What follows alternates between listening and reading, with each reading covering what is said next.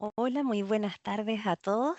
Les damos la bienvenida a estos Westlaw Talks con esta primera sesión de Ley de Protección de Datos y los desafíos ante su inminente entrada en vigor. Hoy nos acompañan dos excelentes expositoras. Estamos con Cristina Fritz y Adela Gómez. Las voy a presentar para que ustedes las vayan conociendo, y también nos está acompañando Tamara Vives, que es de profesión abogada y es nuestra Publishing Editorial Manager de Thomson Reuters Chile. Bueno, Cristina es ingeniero civil en informática de la Universidad de Santiago de Chile, diplomado en Administración de Empresas de la de la Universidad de Santiago de Chile y diplomado en Mm. Administración de Empresas de la Universidad de Chile, diplomado en Alta Dirección en la Escuela de Negocios Mujeres Empresarias en asociación con Cambridge Business Association, diplomado en Experiencia Clientes de la Universidad del Desarrollo, Certified by Customer Experience Professional Association, docente en programas de especialización en Customer Experience y con más de 20 años de experiencia en áreas de desarrollo de negocios, dirección de proyectos y desarrollo de estrategia de negocios con implementación de habilitadores tecnológicos. Actualmente co-founder and CTO en Digital Express, Enterprise Technology Leader, en generación de valor desde el impulso tecnológico. También está con nosotros, como ya la nombraba, Adela Gómez. Ella es Chief Legal Officer en Digital Express Enterprise Technology. Ella es abogada de la Pontificia Universidad Católica de Chile, con amplia experiencia profesional en asesoría corporativa, legal, judicial y tributaria a empresas y personas.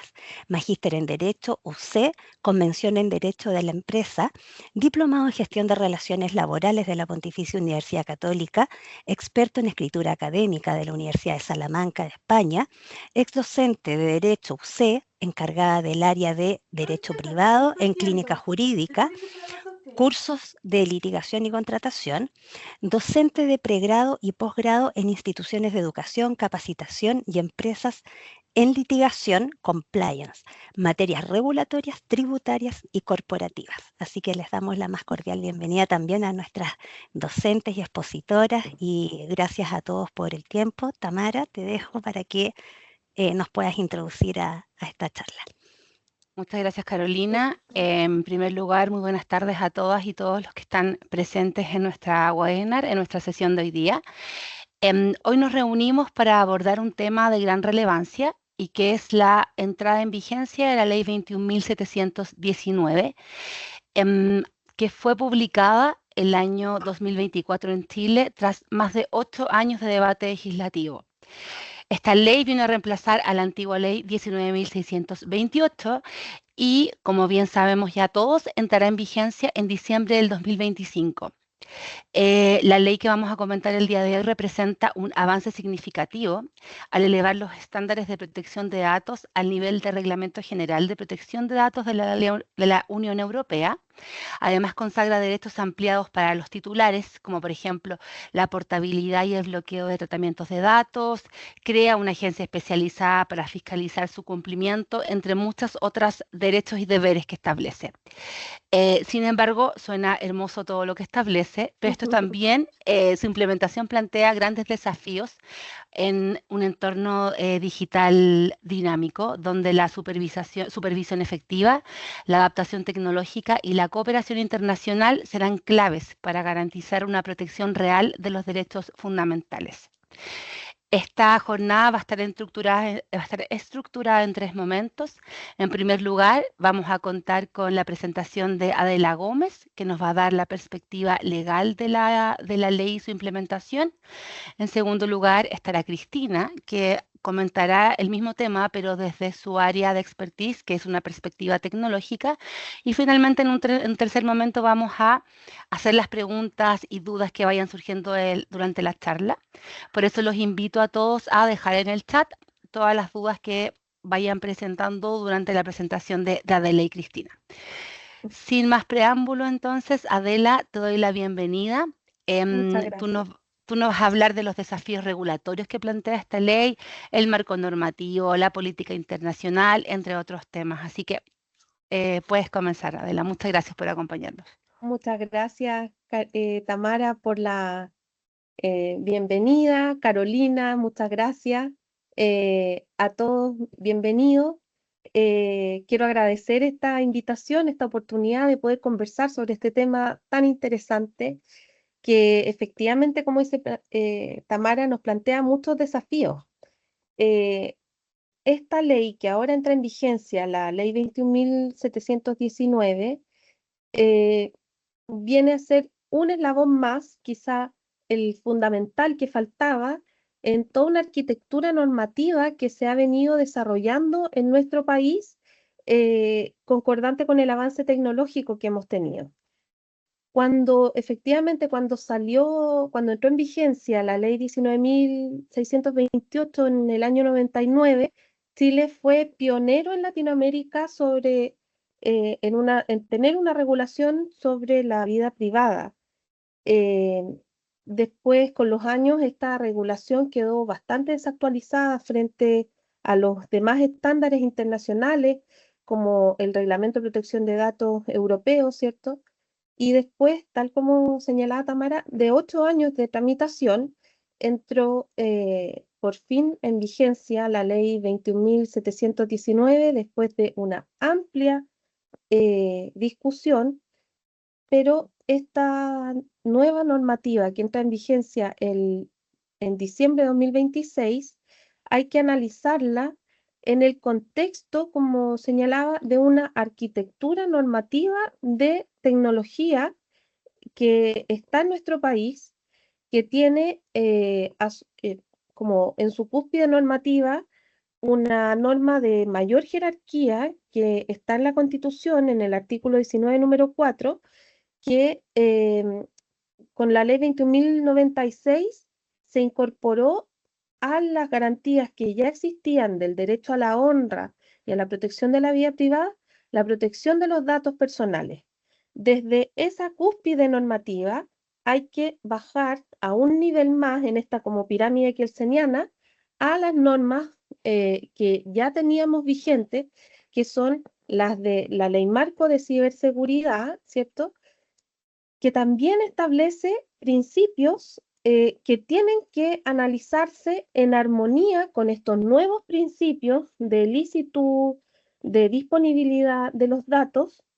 Entonces, esta ley 21.663 ya tenía, que se le llama la CIA, principios como confidencialidad, integridad y disponibilidad. Luego vino la ley de delitos cibernéticos, ¿cierto? De delitos informáticos, la ley 21.459, que adecuó la regulación de nuestro país a las exigencias del Convenio de Budapest, fortaleciendo, por ejemplo, la persecución del cibercrimen, el hacking, el secuestro de datos, el phishing, el malware, cosas de las que Cristina nos podrá hablar con mucho más detalle, ¿cierto? Desde una perspectiva más técnica. Y entonces tenemos toda esta arquitectura normativa que luego además se inserta en el área de compliance porque estas leyes de delitos informáticos forman parte del catálogo de delitos que se encuentran a su vez supervisados por la Ley de Responsabilidad Penal Corporativa, que es la Ley 20.393. Entonces, el que venga esta Ley de Protección de Datos a entrar en vigencia en diciembre de 2026 viene, por así decirlo, a completar este eslabón que faltaba o por así decirlo, hacer como el living de la casa que se ha venido construyendo en términos de una arquitectura normativa en materia de datos y ciberseguridad, que son dos materias que por lo tanto están muy vinculadas. Vale decir, protección de datos, protección de la seguridad informática de nuestros sistemas, ¿cierto? Y la cara indeseable, ¿cierto?, de los delitos, de no llegar a que esto se transforme en delito, son regulaciones que tienen que analizarse armónicamente y en su conjunto. Yo he escuchado muchas charlas de muchos expertos y normalmente el tema de datos y de ciberseguridad se tiende a separar como dos cosas distintas y no son distintas.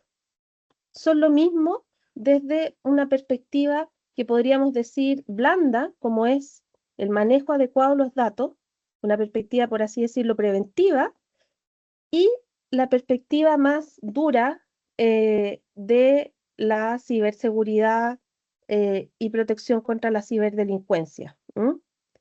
Podríamos decir en un lenguaje, ya que estamos hablando de informática, que entonces la protección de datos viene a ser como el software y ciberseguridad, ciberdelitos, viene a ser como el hardware. Ahora, todo tiene que analizarse en un complemento, porque ambas normas, la ley de datos y la ley de ciberseguridad, establecen plazos al usuario. Y esos plazos también tenemos que como internalizarlos en el cumplimiento normativo de nuestras empresas, como si fueran parte de una misma, de una misma política de cumplimiento, ¿no? ¿Por qué? Porque un incidente de ciberseguridad normalmente está relacionado con los datos, ¿no? Por ejemplo, una filtración. Si experimentamos una filtración en la empresa, entonces la ley 21.663 nos dice que hay 3 horas para reportar el incidente al CSIRT, ¿cierto? Al sistema de seguridad de datos, en el fondo, de la ANSI, de la Agencia Nacional de Ciberseguridad. Luego hay otros plazos de 72 horas, de 10 días, de 30 días. Y por su parte, normalmente lo que va a pasar cuando entre en vigencia la ley 21.719 es que la gente, el usuario, nuestro consumidor, nuestro cliente, va a manifestar una preocupación por el uso de por el uso de los datos, en el fondo. Van a querer saber qué datos tiene la empresa, que se pueden haber filtrado, ¿cierto? Y entonces van a empezar a ejercer estos nuevos derechos que garantiza la ley 21.719, que superaron los derechos ARCO que existían, que existen en el Reglamento de Protección de Datos Europeo, y que se llaman ARCO, ¿cierto? Porque son acceso, rectificación, cancelación y oposición. La ley 21.719 en ese sentido vuelve a ser pionera porque supera los derechos ARCO y ahora, junto con incorporar el acceso, la rectificación, que sería la AR, la cancelación la transforma en supresión, derecho a eliminar mis datos, ¿cierto? Derecho a oposición, pero incorpora el derecho a bloqueo de datos, a que la empresa bloquee mis datos, el derecho a la portabilidad y además el derecho de oponerse a decisiones automatizadas tomadas por algoritmos en base a mis datos. Entonces, por así decirlo, son derechos que pasarían como a llamarse ARSOP Plus. Ya no derechos ARCO como teníamos entendido. Ahora, normalmente cuando se ejerce este derecho por parte del usuario, la empresa va a tener 30 días para diligenciar este requerimiento, ¿no? Pero cuando el usuario, que ahora se entiende ser el titular de los datos, ejerce su derecho a oposición, por ejemplo, bloqueo o portabilidad, ¿cierto? El responsable de los datos va a tener solamente 2 días para gestionar ese bloqueo o esa solicitud. Entonces, tenemos que, por una parte, vamos a estar gestionando el incidente de ciberseguridad que se ha producido, pero esta estampida que nos va a llegar por parte de los titulares, también la vamos a tener que gestionar. Entonces, esto requiere, por así decirlo, un cambio cultural. Tener claro cuáles van a ser los roles que vamos a hacer en la empresa, ser una especie bueno, yo cuando era niña nos sacaban al patio cada cierto tiempo, tocaba la campana y uno decía, ¿qué está pasando? Esto es una operación Daisy. Bueno, va a haber que hacer lo mismo de manera preventiva al interior de las empresas para poder anticipar cómo vamos a responder a un incidente de esta naturaleza sin que nos pille desprevenidos. Y eso va a requerir una participación multisectorial al interior de la empresa donde todas las áreas tienen que estar vinculadas. Por otra parte, bueno, lo que me preguntaba Tamara sobre las mejores prácticas internacionales, nuestro modelo para dictar la ley 21.719, la historia de la ley queda muy claro, es el Reglamento General de Protección de Datos Europeo, pero ya la ley que sanciona los delitos informáticos tiene por objetivo, y así lo declara, eh, equiparar nuestra legislación e incorporar el convenio de Budapest. Entonces, ya en el fondo, estos principios de licitud, transparencia, datos, responsabilidad, ya pasan a estar incorporados en nuestra legislación nacional, que en el fondo incorpora las mejores prácticas internacionales, pero al mismo tiempo las supera por estos nuevos derechos que no estaban eh, tan articulados como el derecho de bloqueo, el derecho de portabilidad, y en el fondo incorpora también ciertas mejores prácticas como las que están establecidas en la ISO 27001, el marco de ciberseguridad del NIST en Estados Unidos, ¿cierto? Y este framework, ¿cierto? Que establece plazos más acotados y en el fondo vamos a tener una necesaria articulación, ya que se incorporan estas mejores prácticas, eh, una articulación igual a la que existe en otros países, por ejemplo, como en Estados Unidos, ¿cierto? O en la Unión Europea, en España en particular, ¿cierto? Eh, entre nuestro CSIRT, donde se reportan las contingencias informáticas, ¿cierto? Que depende de la Agencia Nacional de Ciberseguridad, va a existir una necesaria como colaboración e interacción entre, yo espero que va a existir, ¿cierto? Es lógico, entre esta agencia y la Agencia Nacional de Protección de Datos. Y en el fondo, esto en Chile nos pone en línea con los mejores estándares internacionales, ¿cierto? Y vamos a tener autoridades que ya no solo van a fiscalizar, sino que además va a existir en fondo una, una capacidad de multar, de establecer sanciones al mal uso de datos. Y esto implica necesariamente un cambio cultural porque en el fondo ya no basta con tener estas políticas de privacidad que normalmente se ven en las páginas web y que son una especie de copy-paste de algún modelo que salió por ahí. No, básicamente ahora eh, eso tiene que traducirse en un cumplimiento proactivo. La agencia va a empezar a ver cómo, qué hice yo, qué hizo mi empresa para evitar el incidente, ¿no? Em, Así que en el fondo eso pone en relieve esta nueva como área del compliance, que en realidad nunca debió ser tan nueva, porque ahora todas las empresas tienen una arista digital y entonces eh, sí a lo que nos obliga es a acreditar este cumplimiento proactivo, ¿no? Que no basta con tener el formato, ¿cierto?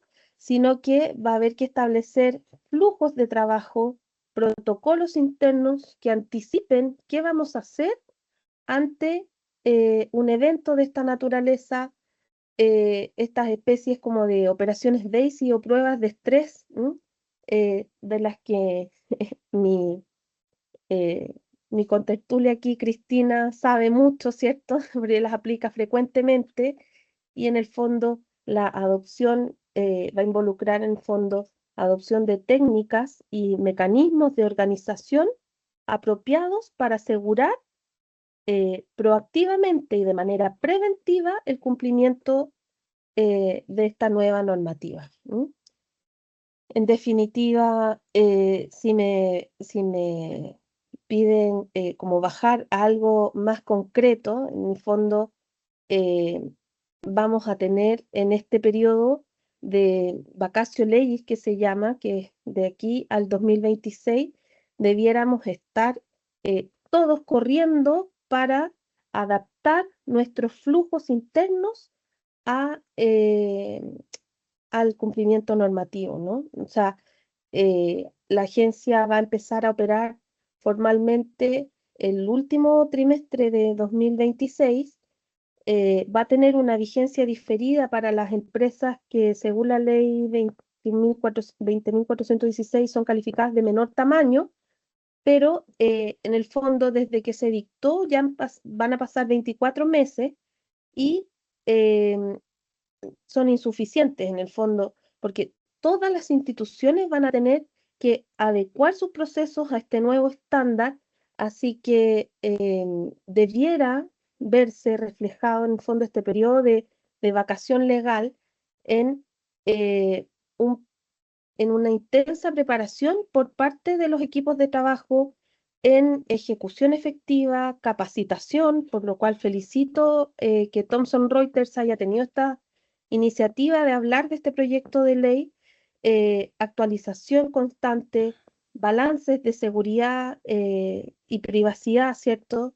Y en definitiva, de cambios en una cultura organizacional que nos ponga a tono con esta nueva era regulatoria que es muy necesaria en materia de seguridad informática y cumplimiento legal, que van a ser en el fondo tan necesarios como las habilidades más técnicas y más tradicionales. Conversaba con otro profesional y con esto termino con una reflexión con otro profesional del área, que en el fondo no vemos de parte de la academia, de parte de las universidades, como de las instituciones académicas formales, eh, una preocupación por estos temas y en el fondo vemos que la educación formal se ha ido quedando un poco atrás respecto de esta avalancha tecnológica que se viene. Y desde ese punto de vista hay que ser un poco autodidacta, ¿no? De manera que felicito en el fondo a Thompson por tomar esta papa caliente, por así decirlo. Perdonen el chilenismo, que me sale del alma, pero vamos a tener que aprender a manejar desde lo legal y desde lo técnico conceptos como privacy by design, manejo de incidentes, cifrado de datos sensibles, no solo porque sea una buena práctica o un buen estándar, sino que porque la ley lo exige.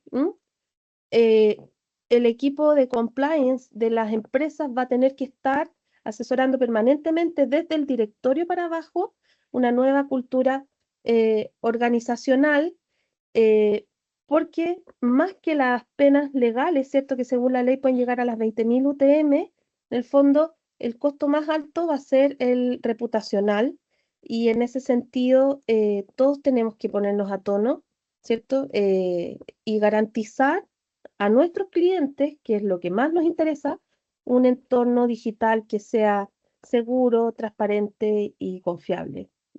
Muchas gracias. Adela, yo sé que él dije que las preguntas las íbamos a dejar al final de la sesión, pero quiero aprovechar lo que mencionaste hace un ratito. Desde tu experiencia, desde tu conocimiento y desde el contacto que tienes con distintas entidades, ¿crees que las organizaciones que se van a ver afectadas con la implementación de la ley se están preparando adecuadamente para dar cumplimiento con lo que establece la norma? Porque falta más de un año, pero un año se Sí, pasa volando y la ley exactamente. establece muchísimos requerimientos que debiésemos estar ya dando cumplimiento a diciembre de 2026. ¿Crees que se están preparando Eh, adecuadamente?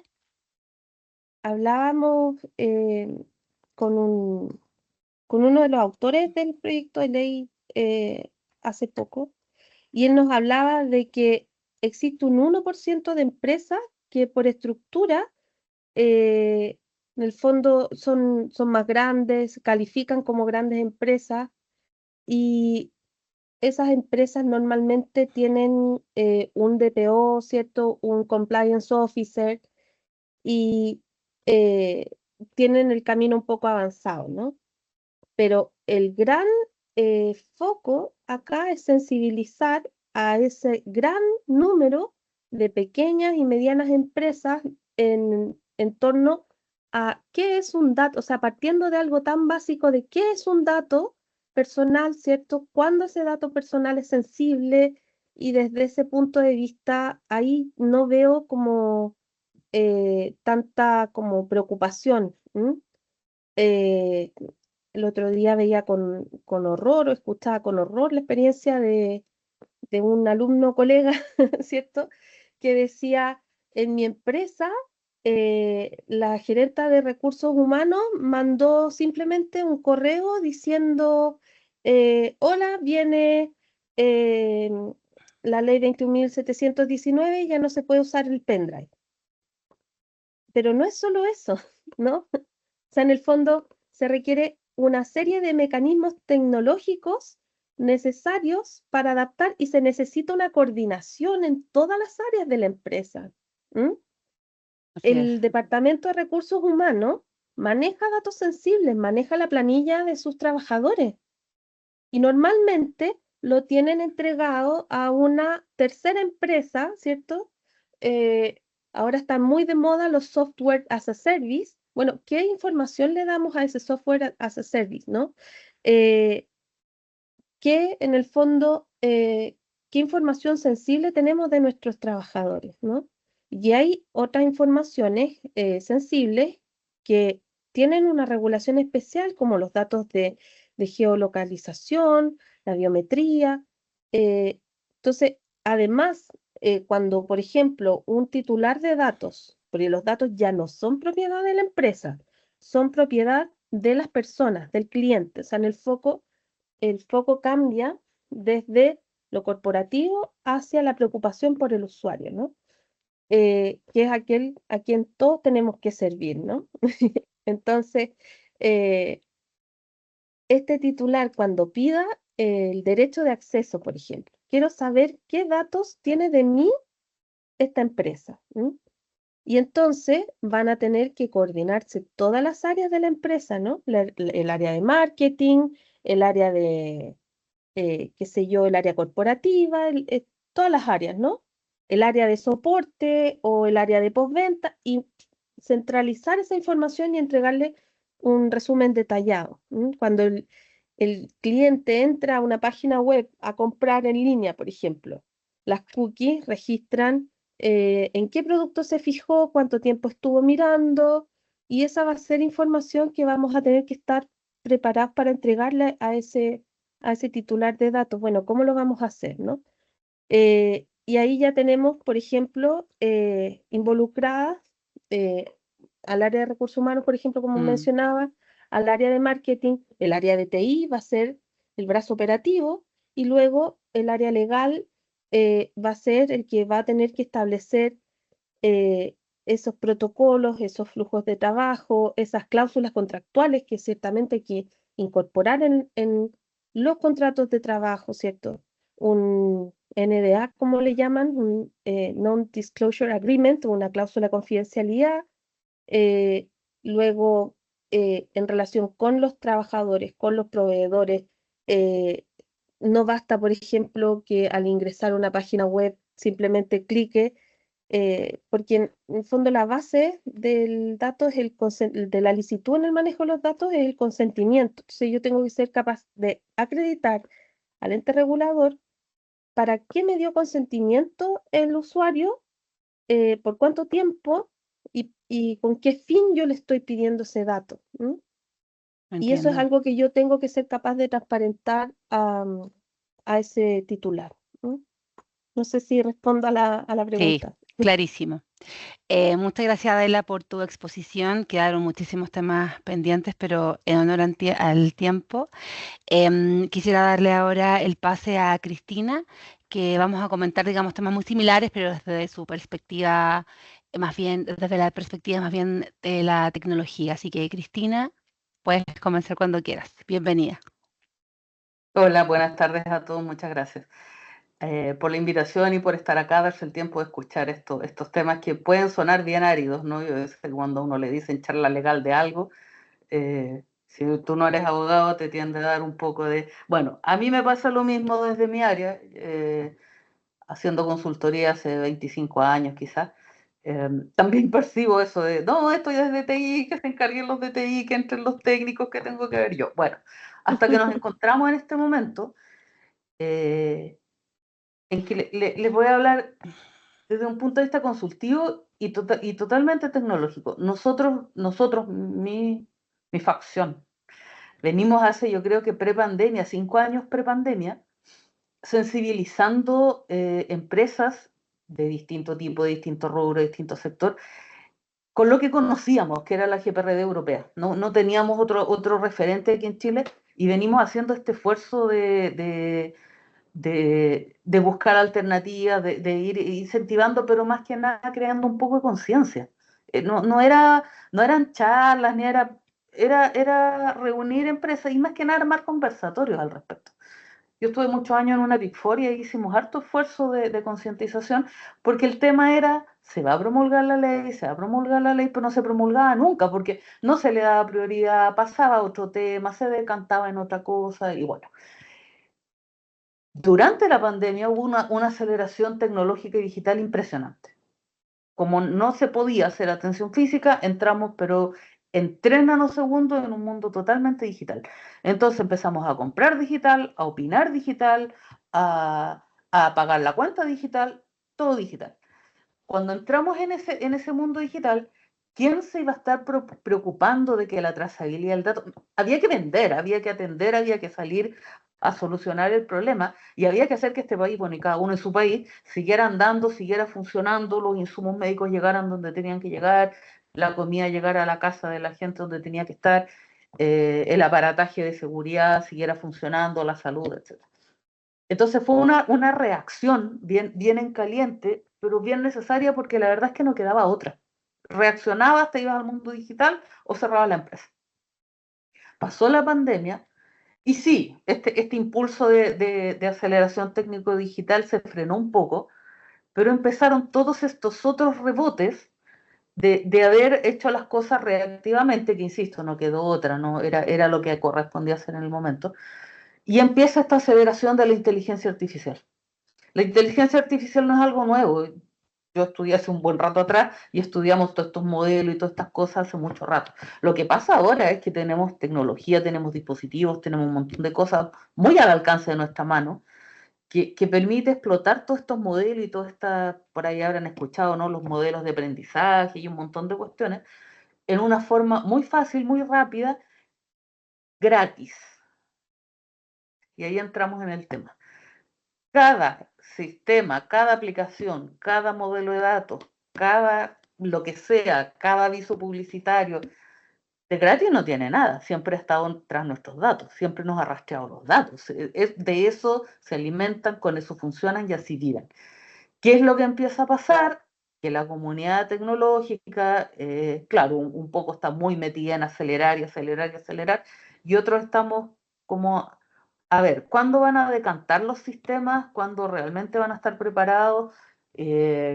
Y preocupados por el tema de que en qué va a terminar todo esto, porque una filtración de datos 15 años atrás era bien inofensiva. La verdad es que ¿qué se filtraba? A no ser que sea nuestra clave del banco, pero ¿qué se filtraba? El correo, el celular, ya, ok, te tenías que bancar unas cuantas spam de correo que uno le ponía a la basura, a la basura, a la basura, pero era hasta ahí. Pero hoy pensamos en un ataque informático o en una degradación de servicio o que te boten los sistemas de la empresa. ¿Y qué queda en riesgo? Queda en riesgo mucho más. Queda en riesgo la, créanme que los sistemas saben exactamente dónde estamos, qué hacemos, a qué hora nos vamos a la oficina, y uno de repente dice, eso es ciencia ficción. Sí, cuando veíamos los supersónicos. Hoy es tan normal que lo que más nos queda por hacer a los tecnológicos es ir diciendo, ok, ya que esto es una realidad y esto no va a ser más que seguir, ¿cómo preparamos a las empresas que no pueden andar en un corre-corre constante, porque el corre-corre constante es inversión, y tampoco puede estar expuesto a vulneraciones tecnológicas ni de ciberseguridad que no son las de 15 años atrás? 15 años atrás nos hacían unos tipos de ataque que hoy decimos, qué gracioso era vivir 15 años atrás, porque los ataques estaban orientados a no a tanto esa cosa de generarle perjuicio al usuario final, sino que a decir, mira, te boté los sistemas de tu empresa, no eran tan seguros como tú creías, entonces yo te los boté. Era un poco más por eso, una cosa quizás más romántica, malentendida, pero hoy lo que andan buscando es robarse literalmente o copiar o lo que sea las bases de datos. ¿Y qué tienen de nosotros? Todo.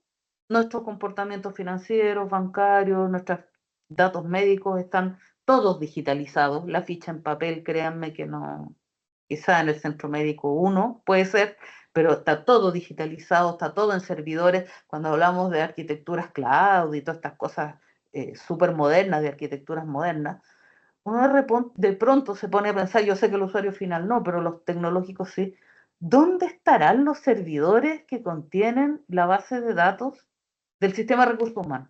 En cualquier parte, porque que el Google, que el Amazon, que el Microsoft, el Azure, y eso está en cualquier parte, sujeto a qué jurisdicción. Vaya uno a saber, porque los data centers están repartidos en todos lados. Entonces, como no te puedes ir por ese lado, porque la verdad es que se genera una psicosis que no tiene ningún sentido, uno firma todos los contratos y uno confía en que estos cloud estén regulados bajo las normas, las ISO, no sé, el FBI, todo el mundo. ¿Qué te queda por hacer? Preocuparte de lo que tú sí tienes control. Y ahí nuestro llamado tecnológico consultivo es ir a la cosa concreta, porque es cierto, es una ley.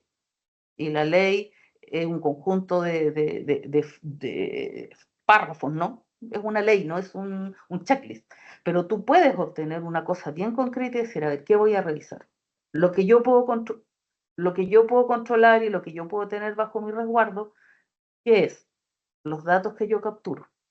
¿Qué datos estoy recolectando? ¿Por qué y para qué? Porque alguien me puede objetar, ¿por qué me estás pidiendo la dirección si yo no te estoy pidiendo algo a domicilio? ¿Por qué tienes que tener tú mi dirección? Ahora, si estoy pidiendo algo al Uber Eats, probablemente yo misma le dé mi dirección, porque si no, ¿cómo me vende? Aquí ya empezamos con cualquier dato, el que ustedes quieran pensar, tiene un sesgo de por qué y para qué. Entonces, en esta ley y en general, en temas tecnológicos, hablar de términos absolutos es bien complicado. ¿Qué hace uno y cuál es el llamado acá? A informarse de la aplicación concreta de la ley y a entender dentro de lo que yo tengo en mi círculo de acción, cómo puedo hacer de la mejor manera y de la manera más diligente para dar cumplimiento a la ley, para tener evidencias de que yo realmente estoy protegiéndolos, no estoy pidiendo más datos de los necesarios, los que tengo históricamente, qué sé yo, están efectivamente protegidos. ¿Y cómo están protegidos? Bueno, que vaya el señor TI, revise que esa base de datos está con un modelo que se sustenta. Hay una forma de ofuscar datos que se llama encriptación o criptografía, que es una manera que asegura bastante bien que datos que yo tengo guardados en una base, si me robaran esa base, nadie los podría leer. Entonces, ok, me robaron la base, pero la verdad es que el perjuicio sigue siendo menor, porque no tengo yo la llave para desencriptar todo eso que está ahí. Es una forma. Ok, ¿qué hago cuando yo quiero mandar la nómina a otro sistema? Bueno, busquemos una forma de integración que sea segura, que si un hacker por ahí pincha los pinchazos en internet son pan de cada día. Si ustedes miraran no lo hagan porque la verdad es que no tiene ningún sentido, pero si ustedes miraran cuántos intentos de ataque se hacen al día, es impresionante. Y uno dice, pero qué gente más ociosa. Es que no es gente, son robots, son servidores que tienen programas que están todo el santo día intentando pinchar algo. Las vulnerabilidades son muy conocidas, muy conocidas. De pronto se suelta ya no son virus, ya los virus están en el soberano olvido, son ransomware o otro tipo de bichitos tecnológicos que cada vez pasan más desapercibidos. Se infecta una organización hace no muchos años, y pasa cada rato, le pasa a los bancos. Lo que pasa es que no se sabe tanto porque es un tremendo problema, pero... Y imagínense un robot que está todo el día intentando pinchar, y eso hacen. Entonces, ¿qué puedo hacer yo? Ok, los datos que yo tengo guardados, custódienlos. No pida datos que no necesita, porque ¿para qué? Si tengo accesos por web, tenga cuidado, tome esta y esta y esta medida de protección. Y cuando ya empiezo a hacer interoperabilidad con los datos, que ahí la cosa se empieza a tornar un poquito más compleja, ahí sí me tengo que preocupar de qué está haciendo el tercero con mis datos. En Chile hay una compañía que procesa nóminas y ya casi que es un estándar en el mercado. Imagínense la cantidad de datos de los empleados. Es como, no es el registro civil, pero es un parecido al Equifax, pero en el mundo de los recursos humanos. Tiene todos sus datos personales, sus datos de domicilio, la cuenta bancaria, las licencias médicas, las faltas de inasistencia, las calificaciones, las descalificaciones, tienen todo. Entonces, si yo soy la empresa X y tengo mi comunidad de empleados, de clientes, de consumidores, esta comunidad va a exigirme los datos, la protección de datos y los derechos a mí, empresa X. Y yo no, créanme que el señor de la compañía, la agencia, no se va a quedar conforme con que ustedes le digan, mire, es que yo tengo todo custodiado, pero el tercero, que es esta gente que es el software, no custodió. Créanme que esa excusa ya no nos sirve, por muy válida que sea. Yo hice mi trabajo, pero el tercero... Entonces, ahí empieza un tema que justifica y explica por qué todos estos esfuerzos que hacemos en concientizar son transversales. Sí, la tecnología hace mucho rato que es un ecosistema muy trabado, muy entrabado. Los bancos están interconectados con un montón de cosas, el registro civil, el impuestos internos, el impuestos internos está haciendo seguimiento a ver si tenemos delitos en las cuentas corrientes, aunque hay secreto bancario, pero más de 50 tienen que informar, y al final se empieza a interconectar todo porque no hay otra forma de hacer chequeos cruzados y al final hay un tema superior que es la seguridad del país. Entonces, no podemos cerrar y decir esta empresa es mía, yo pongo aquí unas tremendas barreras, que en informática son los firewalls, para que nadie mire ni saque mis datos. Esa cuestión no resulta. Celebramos nosotros mucho la promulgación de la ley. ¿Y por qué la celebramos tanto? Porque había un tema que ya se estaba incubando, que es la desconfianza digital. Ya da susto. Y aquí viene un tema de sesgo. Aquí hay un sesgo que es muy verdad. Si Microsoft, si Meta, que es Facebook y Instagram, si Uber te pide tus datos, tú se los das casi que tranquilamente. Pero si viene una compañía de seguros que recién entró en Chile, que la piensas, que lo analizas, que te dan ganas un poco menos de estar cara a cara con el funcionario, a ver si no es un robot de estos chatbots modernos. ¿Y por qué? Porque tenemos un sesgo de seguridad hacia nombres conocidos. Entonces, si la marca no es conocida, los bancos. Uno ni se demora en firmarle al banco lo que el banco le manda a firmar. El banco te manda unos formularios. ¿Alguien lee? No. De nuevo, cada vez que nos preguntan, y por eso esta es una opinión consultiva y tecnológica, no es legal, ¿usted dio el consentimiento? ¿Usted se informó de sus derechos y deberes? Supongo, y leyó lo que el banco le estableció cuando usted contrató el crédito, el producto, lo que sea, el mismo seguro. No. ¿Qué leíste? El precio de la póliza, las coberturas, las exclusiones. ¿Qué más leímos? La fecha de pago.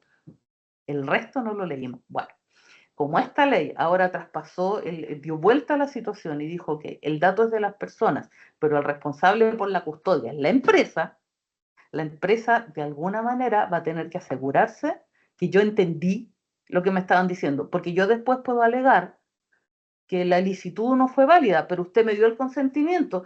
Pero es que yo al otro día lo quise revocar y usted no me ofreció una forma de revocar mi consentimiento. ¿A quién le va a llegar? ¿Quién va a pasar mal rato y va a tener que ir a explicar? La empresa. Entonces, el llamado es, no esperemos mucho más porque nos quedan, de los 2 años, créanme que nos queda 1 año, 3 meses, y diciembre no cuenta. Entonces, el llamado es, primero, ya entendimos la ley, yo creo que ya entendimos la ley, ya entendimos de qué se trata, entendimos qué viene a proteger, qué viene a regular, y dónde va a vivir, dónde va a convivir. ¿Qué hacemos ahora? Bueno, pongámonos a revisar, démonos la vuelta hacia adentro, apoyémonos con un consultor o con un experto para que la revisión sea más fehaciente, porque cuando yo soy juez y parte, también es complicado.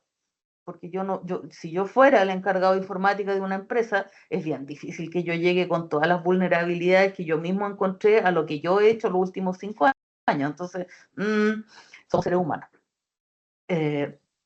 Busquen asesoría, como les digo, y hay cosas súper concretas que uno va a revisar, uno va a chequear qué dice la ley y cómo va a operar la agencia, y esto lo sabemos de primera fuente.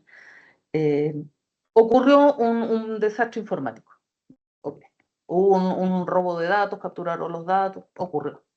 Cuando venga el señor de la agencia, esto no es la ANSI, esto no es ciberseguridad, esta es la agencia.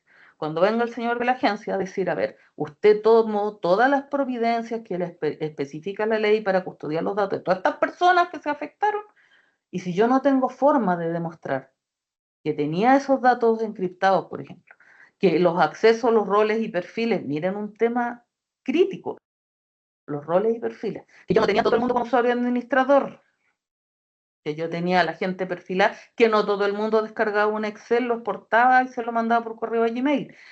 Y estamos hablando cosas bien en el desde. Si yo no soy capaz de demostrarle a la agencia que tan siquiera tomé las precauciones, nadie puede evitar que me ataquen. No, eso, en seguridad informática el riesgo cero no existe.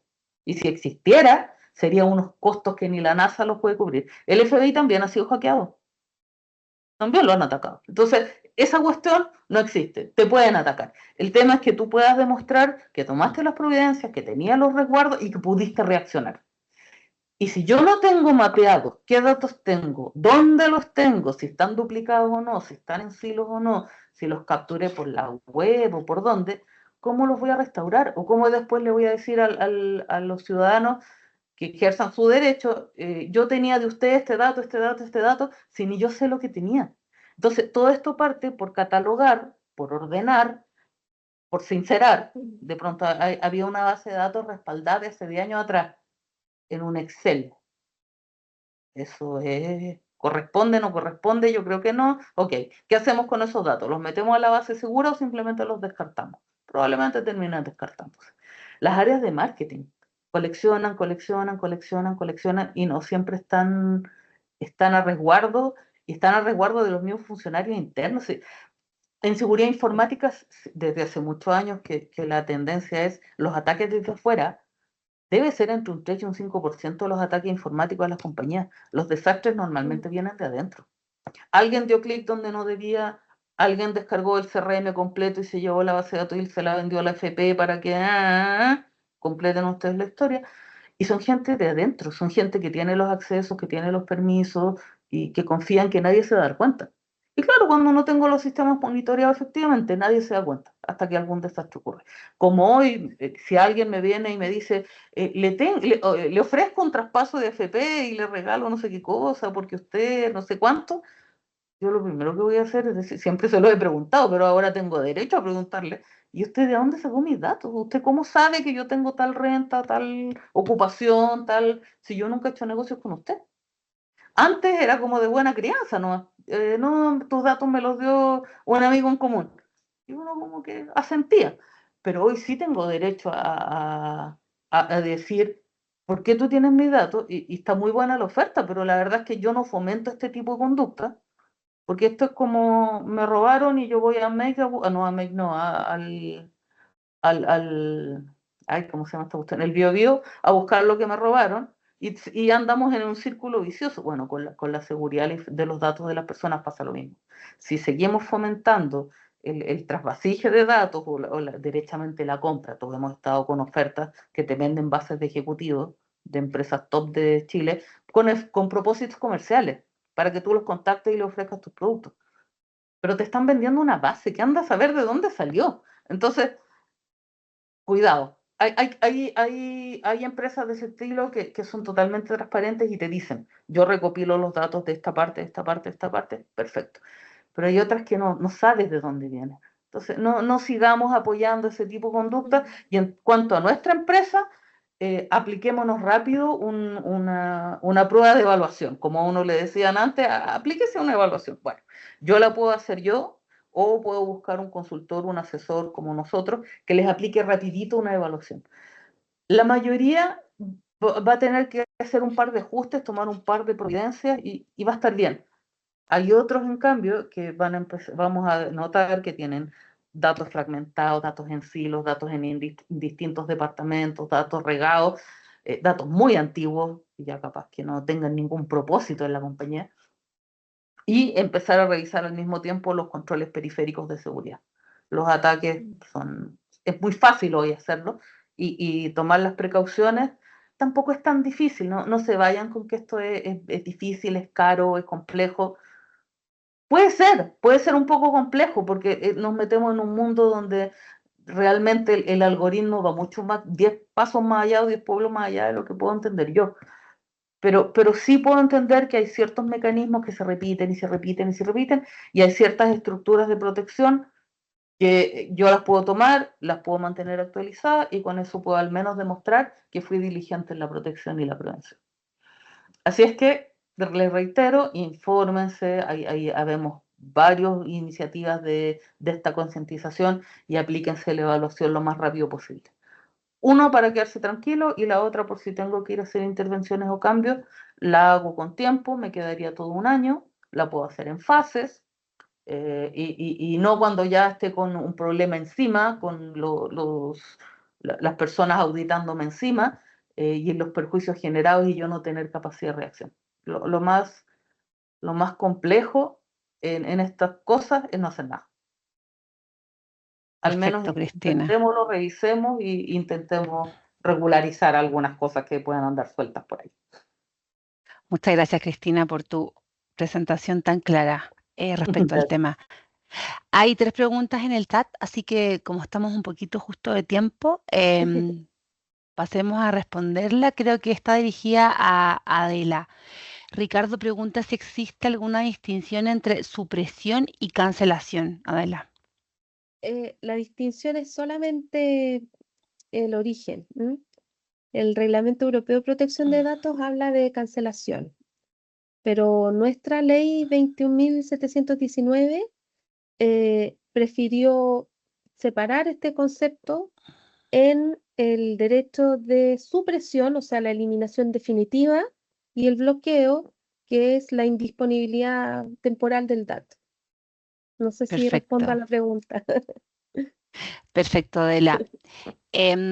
Acá hay otra pregunta que dejó Camila Lagarini. Ella dice, respecto a la aplicación de la nueva ley de datos, los colegios, por ejemplo, manejan todo tipo de datos que se consideran sensibles, ficha de enfermería, nota académica y un largo etcétera. ¿Cómo distinguir de aquello que es necesario como aquello que no, pero que sirve para otras áreas del establecimiento educacional? Por ejemplo, se necesita sí o sí la ficha de enfermería de un estudiante, pero fotos para los anuarios no son tan relevantes. Entonces su pregunta es, ¿necesitamos contar con los consentimientos, me imagino yo, de los apoderados todos los años? Pregunto porque tengo entendido que los colegios tendrán un estándar de exigibilidad mucho mayor por el tipo de datos que manejan. Sí, tiene toda la razón. ¿Cómo es el nombre de la niña que pregunta? Camila.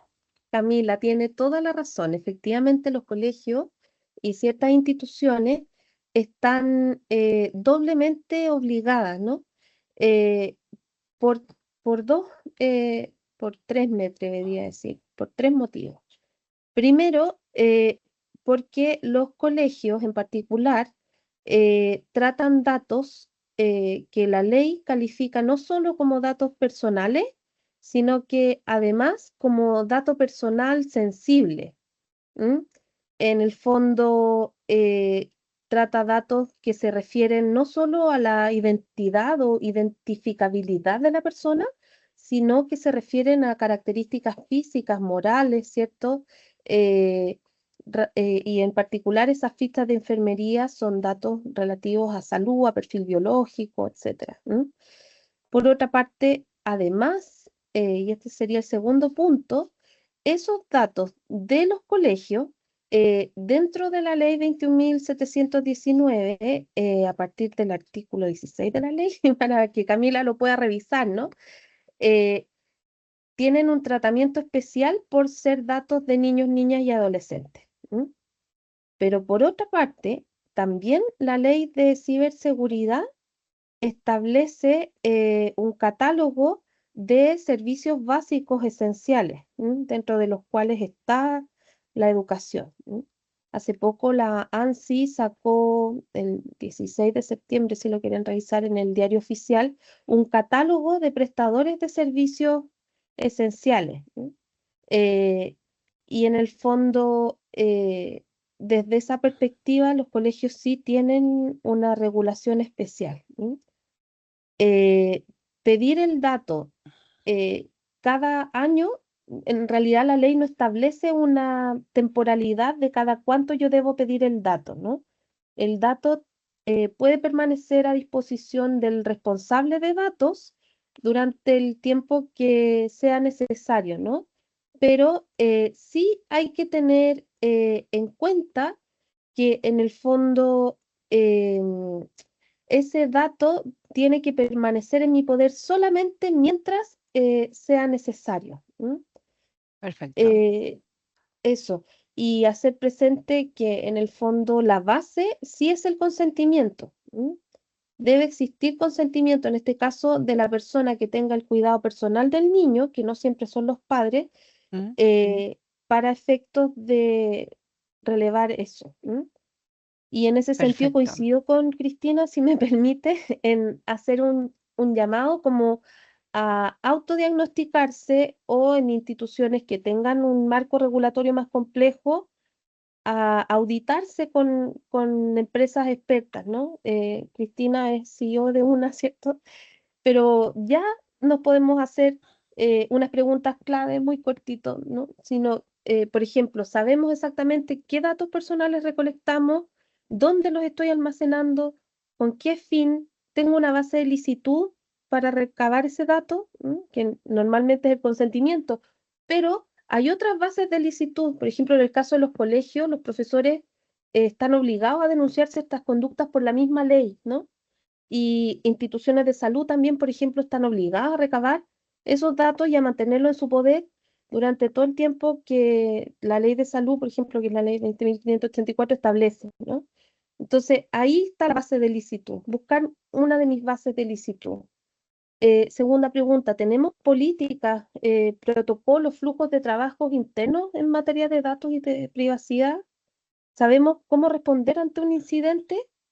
Em, ¿Seríamos capaces, por ejemplo, de solucionar esto en 72 horas como pide la ley? Y la 21.663 ya está en vigencia. Eh, Capacitamos, sensibilizamos a nuestros equipos, pero en el fondo un dato personal es cualquier dato que permita identificar o hacer identificable a una persona. Y desde ese punto de vista, al interior de una institución, como un colegio, todos los profesores, los inspectores, hasta la señora que contesta el teléfono y abre la puerta y deja que cierta persona retire un niño, todos manejan, todos pasan a ser, según la ley, responsables de datos. Entendido, clarísimo, Adela. Y la última pregunta que hace Ricardo. Él indica, ¿la agencia podrá fiscalizar fuera del marco de un proceso administrativo sancionatorio, por ejemplo, de la ley 19.880? Lo anterior en consideración a la letra C del artículo 30 bis de la ley 21.719, que se refiere a la función de fiscalización de la agencia. Pareciera referirse a aquella función que se enmarcaría en un proceso de fiscalización, por lo que el requerimiento de documentación, antecedentes o cualquier otra información solicitada al responsable del tratamiento debe hacerse en el contexto de este procedimiento de fiscalización, o acaso es posible hacer dicha solicitud fuera de él, como un fiscalizador, por ejemplo, del Servicio de Impuestos Internos. Sí, excelente pregunta. Efectivamente, cuando se está en un procedimiento sancionatorio, la agencia, como es un ente público, efectivamente está regulado en su procedimiento por la ley 19.880, que efectivamente tiene una jerarquía superior a la ley 21.719 porque es orgánica constitucional, pero también hay que tener presente este criterio de ley general, ley especial, ¿no? La ley 21.719 establece particularidades para el procedimiento administrativo que va a llevar a cabo la agencia en el contexto de fiscalización, y también tiene facultades proactivas de fiscalización aleatoria. Entonces, lógicamente, en el contexto de un procedimiento sancionatorio, lo debe llevar a cabo conforme al el procedimiento administrativo que está en la ley de bases. Pero en materias de fiscalización aleatoria y sus facultades, en el fondo de oficio que tiene, va a estar regulada por la propia ley 21.719. Perfecto, Adela, muchísimas gracias, muy clara tu respuesta. Quisiera agradecer a Adela y a Cristina por sus excelentes y claras presentaciones, a Carolina también que dio el inicio a la charla, y quisiera agradecer también a todos los asistentes a nuestra webinar.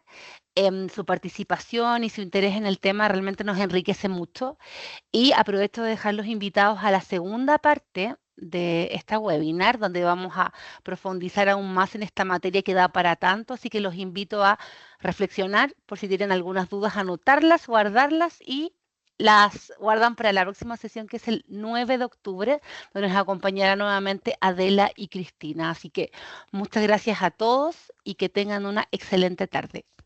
Gracias a ti, Gracias Tamara. a todos. Adiós. Chao, chao. Buenas tardes. Adiós.